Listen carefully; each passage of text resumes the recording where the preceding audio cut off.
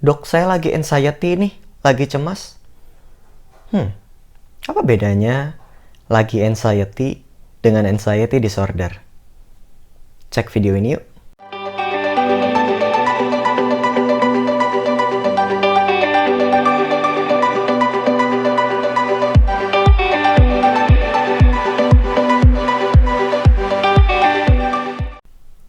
Halo teman-teman semuanya, perkenalkan nama saya Dr. Jimmy Ardian, spesialis kedokteran jiwa dari Siloam Hospital Bogor.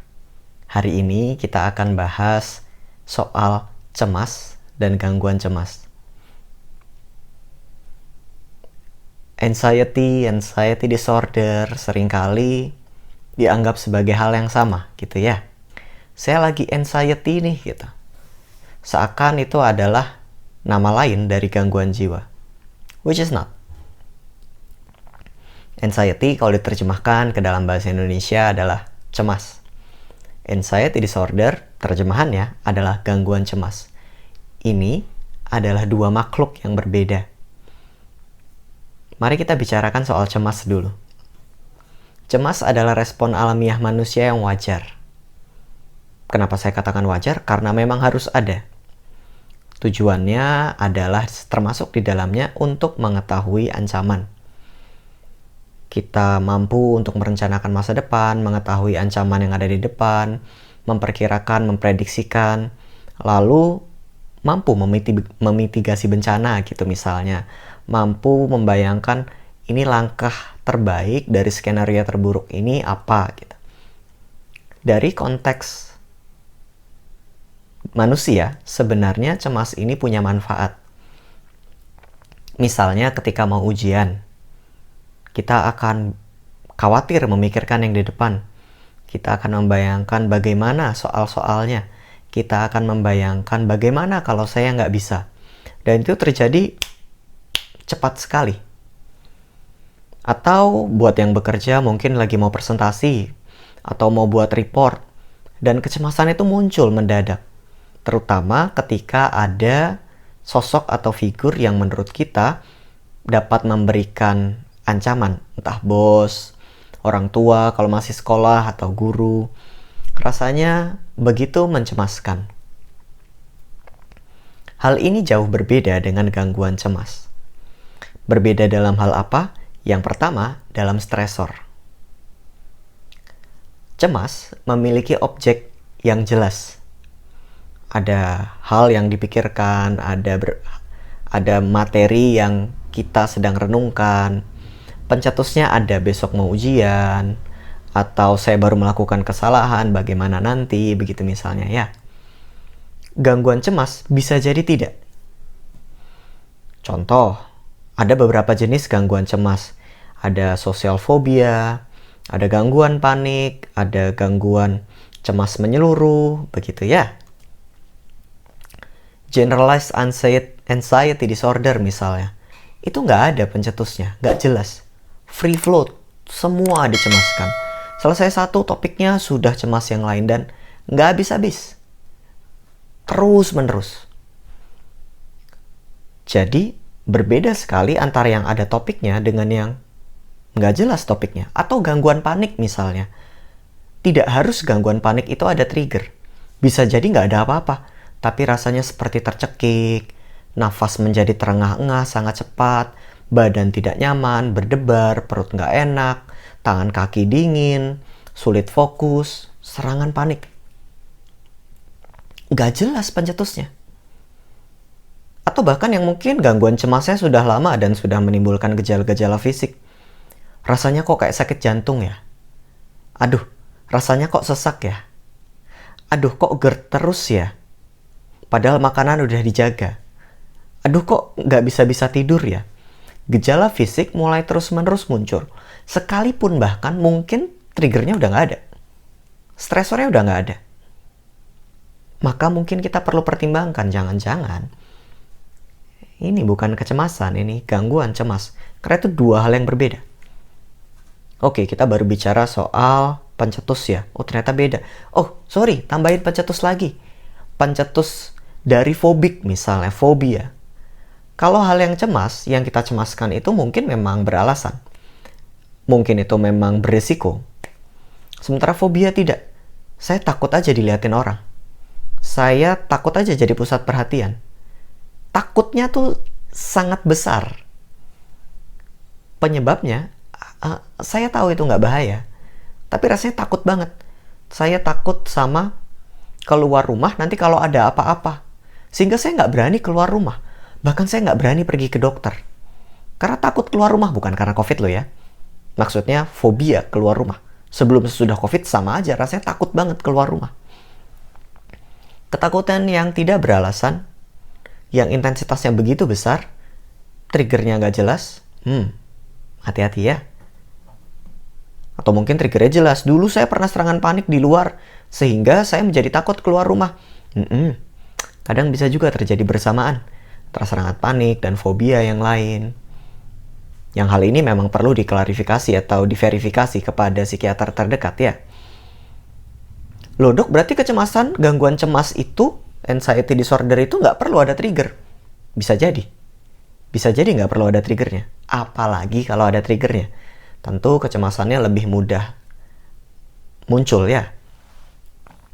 Selain pada pencetus, perbedaan kedua juga ada pada intensitas.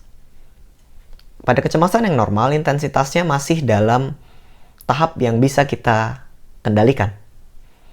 Oh takut banget nih, tapi yaudah deh calming down dulu, saya mau tidur. Atau takut banget, oke waktunya distraksi, saya mau keluar dulu, saya mau istirahat dulu, nanti pulang saya belajar lagi. Atau kayaknya aku mau deep breath dulu, atau aku mau ibadah dulu. Tapi habis itu balik bisa beraktivitas lagi, bisa mempersiapkan project lagi. Intensitasnya masih ada dalam kendali.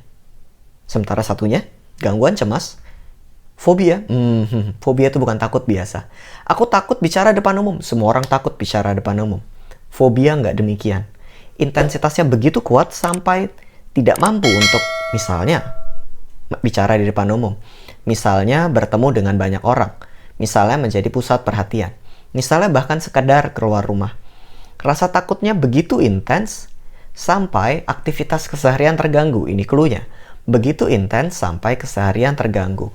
Fungsi-fungsi kita sebagai manusia untuk bekerja, belajar, bersosialisasi, beraktivitas berkurang karena intensitas cemas yang berlebihan ini. Loh, oke itu bisa dimengerti. Kalau gangguan panik gimana dok? Gangguan panik juga intens. Gangguan panik itu bahkan ada reaksi fisiknya. Yang kalau kita rasakan rasanya seperti mau mati, rasanya takut sekali, rasanya tidak mampu. Itu begitu kuatnya. Gangguan panik. Bahkan keluhan fisik ini bisa menjadi yang sangat dominan dirasakan. Rasanya mau mati, sesak sekali, nggak sanggup. Intensitas. Yang menjadi pembeda ketiga adalah frekuensi atau seringnya itu muncul. Seberapa sering kecemasan muncul? Kalau pada kecemasan tentu depends, bergantung dengan stresornya, bergantung dengan aktivitasnya. Sementara pada gangguan cemas, frekuensinya menjadi sering. Kalau pada gangguan panik bisa lebih dari 2 kali per minggu, pada gangguan cemas menyeluruh terjadi hampir setiap saat. Pada fobik tentu saja ya selama dia tidak ada trigger, perasaan agak lebih enak, tapi tidak mampu menghadapi triggernya. Macam-macam. Tapi frekuensinya lebih daripada biasanya, daripada kondisi normal. Dan yang menjadi pembeda keempat adalah durasi atau panjangnya kecemasan itu berlangsung. Ketika cemas yang normal sudah melewati triggernya atau masalahnya sudah terlewati atau kita sudah solving the problem, cemasnya rilis. Enak aja gitu. Abis ujian kan nggak cemas ya? Ya abis ujian cemas sih, cemas nunggu hasil ujian. Tapi ada rilisnya. Atau setelah maju project presentasi, atau setelah bicara dengan orang yang tadinya kita takut, ini orang galak atau enggak, dan lain sebagainya. Begitu selesai, rilis, tenang. Itu kalau kecemasan yang normal. Pada gangguan cemas, enggak. Even kejadiannya sudah berakhir, masih ada sisanya. Dan ada perbedaan turunnya, kecepatan turunnya si cemas tadi. Pada gangguan cemas, turunnya tuh lambat dan belum tentu sampai ke titik normal. Ada yang bisa normal, ada yang tidak, tergantung diagnosis gangguan cemasnya. tapi lambat turunnya. Pada gangguan cemas, trigger, intensitas, frekuensi, dan durasi berbeda kualitasnya dengan kecemasan. Terus kapan dok kita mencari pertolongan? Kalau dia mengganggu kehidupan.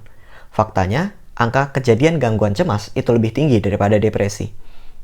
Jadi wajar sekali kalau jumlahnya ternyata lebih banyak. Iya. Gangguan cemas mulai perlu treatment kalau itu mulai mengganggu keseharian.